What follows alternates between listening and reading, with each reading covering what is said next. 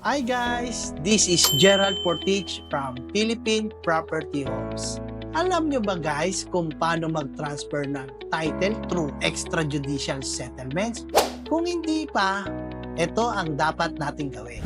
Una, mag-execute tayo ng extrajudicial settlement na pirmado ng lahat ng mga heirs ng namatay.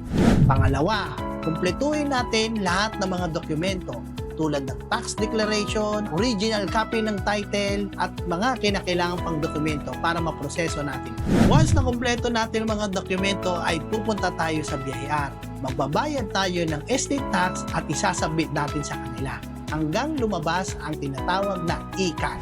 Once may ICAR na, pupunta ngayon tayo sa City Hall kung saan located ang properties para bayaran ang transfer tax. Once mabayaran natin ang transfer tax, magpapadyaryo tayo about sa ating extrajudicial settlements. Kapag natapos na ang pagpapadyaryo natin, ay pupunta tayo sa Registry of Deeds para isubmit ang lahat ng dokumentong ating mga na-comply. At after natin masubmit, ilang linggo o araw ay ilalabas na ang bagong titulo na nakapangalan na sa mga heirs. Yun lang at maraming salamat. Until next video, this is Gerald Portich from Philippine Property Homes.